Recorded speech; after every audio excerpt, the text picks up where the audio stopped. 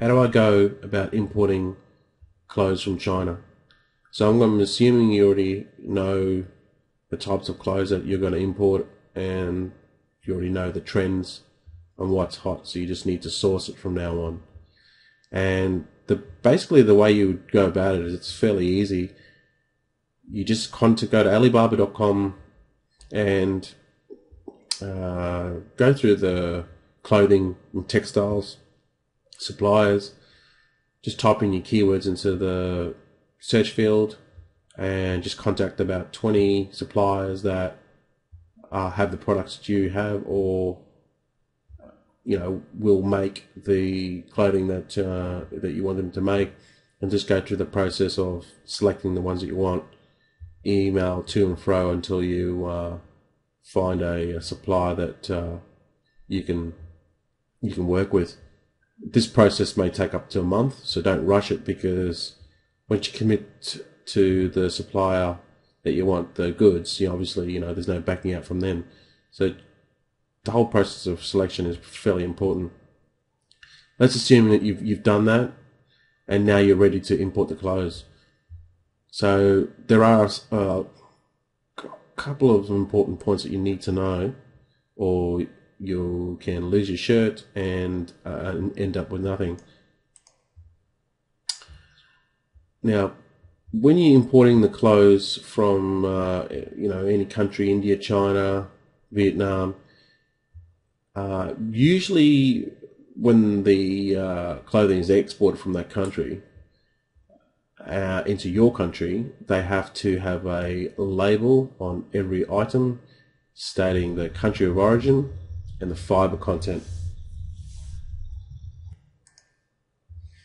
If they don't have the label on it, individual label, your shipment could get seized or taken from you. So it's fairly important that the manufacturer puts the label on every garment stating the country of origin and the fiber content. You've probably seen this in all the items that you've bought in your home. Just look on the back on the tag and it'll tell you. Now be careful of harmful fibers that are contained in the actual clothing. Yeah, years ago, I know particularly for Australia, they had a high content of formaldehyde, and that's basically a human excrement that's produced by naturally, and it goes into the clothing. It's through the process of manufacture as well. But the problem was in Australia, they have very strict laws that the amount of formaldehyde allowed to be in each garment has to be 1/10,000th of a molecule, or whatever the case may be. And because that level was exceedingly high, the clothes that was being sold in the local market was baby clothes, and it had a high content of formaldehyde. So I'm not saying that this is going to be the case with you, but check with your country, whether you live in the UK, America, Europe, Australia, whatever the case may be. Find out the content that is allowed, and then either get the factory to test it before they send it over, or you individual test on your end. Now, the way you can do that is just order one piece. So get like one shirt, one jeans, one top, one bottom, or whatever you want to do, and then just import that and then test it on your end to make sure the items are exactly what they say it is, and get them to test it on their end as well and see if they match up. Because once you import a large volume, say a container load of t-shirts, and if it contains harmful fibers that are prohibited or banned in your country, they'll just take your shipment and they'll seize it and burn it or dispose of it, and you lose all your money. Okay, so in particular with clothing, be very careful that the fibers do not contain hazardous materials that are banned in your country. So you get it tested and do it on small volume first. Now, when you're importing clothing into your country, there are certain classifications, and these for America, these come under the classification of what they call the HTS, and that's just basically the Harmonized Tariff Schedule, and that's just their way of classifying, all the different goods that come into the country, and they classify each one. And it's quite a lengthy document, and each clothing is broken down into different types, and it's quite a lengthy document.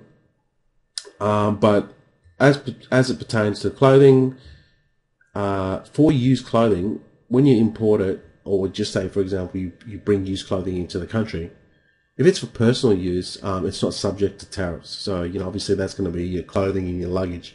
They're not going to hit you up for tariffs on that, but it has to be used, worn, or some sort of form. Okay, so that's fine.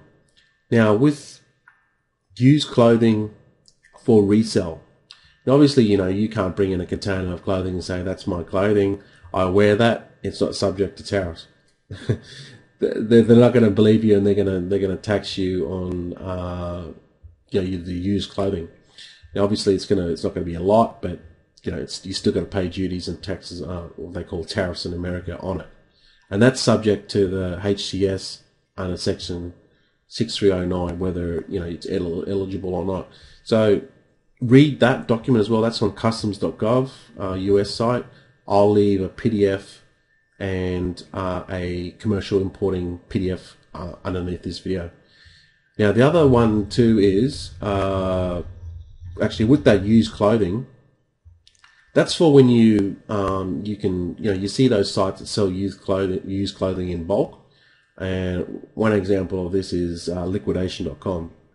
You can actually go to liquidation.com, wherever you're sitting in, whatever country you are, and you can actually bid on the stocks on the pallet form, in a pallet form, and then you can buy 5,000 bits of clothing, and according to that inventory list, it'll just say jeans, t-shirts, yada yada yada, and then you might buy that pallet for say $600, and then you organize the shipping and all that, and you get this pallet that arrives to your door for $600 that contains all this clothes.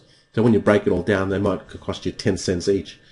But if it's over a certain level of amount, you're going to have to pay taxes on it, or they call duties, tariffs in America, and it's classified, certain, used, new, and so forth. So check with your local customs in your country, and also talk to your broker, and they'll advise you.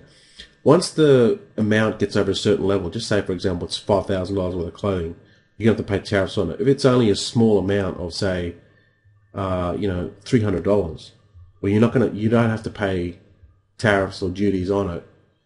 If it's under the tariff or duty threshold, every country has a certain threshold that you're allowed to import if you buy stuff online and just bring it in through DHL or FedEx. Okay, they're not going to tax everything. They have a certain leeway. In Australia, it's about $1,000 to the value of the goods purchased. Check with America, UK. They'll all have a threshold.